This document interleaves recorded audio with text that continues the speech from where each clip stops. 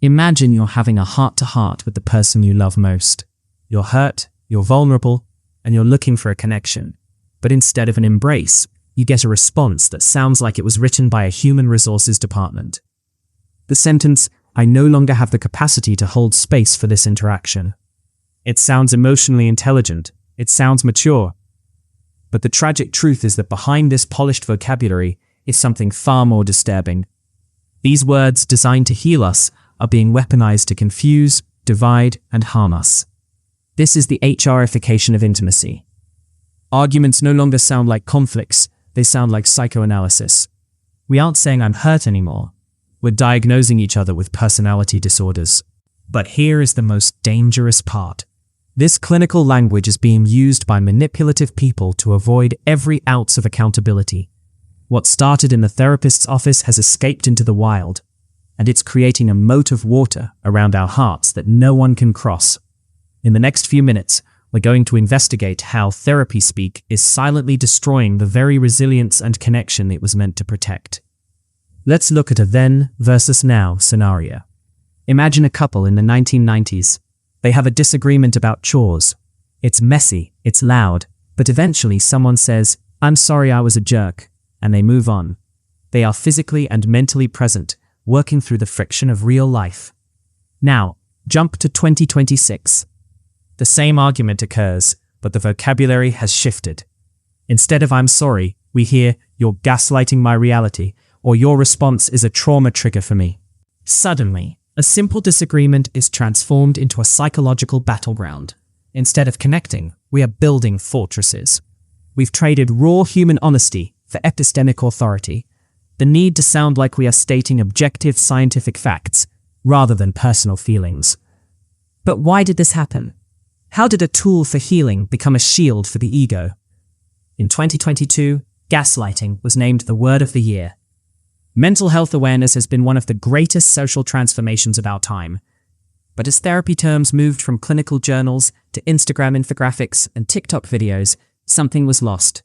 Nuance. In an algorithmic world, nuance cannot survive. What thrives are 20-second clips claiming that if your partner does X, they are a narcissist. This is what researchers call the flattening of nuance. Psychological conditions that take years to understand are being distilled into digestible sound bites. We are seeing concept creep, where terms like trauma, no. When everything is trauma, nothing is. When we call a bad boyfriend a narcissist, we are turning a set of behaviors into a fixed pathological identity that leaves no room for growth. And this leads us to the most unsettling part of our investigation, the weaponization. Psychologists have noticed a terrifying trend. People who learn the language of therapy without actually doing the work to change. Consider the boundary. A real boundary is about your reaction to a situation. For example, if you continue to yell, "I will leave the room." But manipulative people have inverted this. They use boundaries to control others. They might say, "My boundary is that you aren't allowed to talk to your male friends." That isn't a boundary. That's a hostage situation framed as self-care. Manipulative people use these terms for impression management. They want to look deeply insightful while avoiding all responsibility. If you confront them, they tell you that you are too intense or that you have anger issues. They project their own volatility onto you so that you become the problem to be solved. They use pseudo-communication. They demand safe conversations where they can blame you using "I feel" statements, like, "I feel that you are being a narcissist." It's a subtle form of control that leaves the victim feeling more confused and less grounded than before. But this is not even the most dangerous part. This language isn't just being used to win arguments, it's fueling a global epidemic of isolation. By using therapy speak to avoid conflict, we are eroding our own resilience. Therapy is supposed to make us stronger, but therapy speak often teaches us that we are inherently fragile.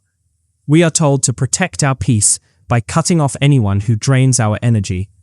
But a village isn't just about free labor, it's about showing up for people when it's messy. The result? The loneliness epidemic. We are spending more time on screens and less time doing the difficult work of maintaining friendships. We are building moats around our fortresses until no one can get close to us. We've prioritized comfort over growth, and in doing so, we've lost the ability to handle the normal challenges of life. We are living in an age of digital dissociation. We are physically present, but mentally lost in separate worlds, using clinical labels to justify our withdrawal from the messiness of human connection. So, what is the solution? Should we abandon therapy altogether? Absolutely not. Real therapy is a bridge, never a wall. It's meant to help you open up, not shut people out. It's meant to grow your capacity for discomfort, not shrink it. The first step is simple but difficult. Drop the script. When you're talking to someone you love, use authentic language. It is much better to say, "I'm hurt," than "I feel unsafe." It is much more honest to say, "I don't like what you said," than "that is toxic." People cannot connect with a script. They connect with you. We must move back toward humility and accountability. We must stop diagnosing the people in our lives and start focusing on behaviors. If everything is a pathology, you will end up living in a world that feels sick. But if you use language to understand and to connect, you can build a world where relationships survive conflict and people actually grow. Intelligence isn't about how many clinical terms you know. It's about the emotional discipline to stay present when things get difficult. Language matters. Choose yours to build bridges, not moats. Thanks for watching. If you enjoyed this video, drop a like and subscribe for more content just like this.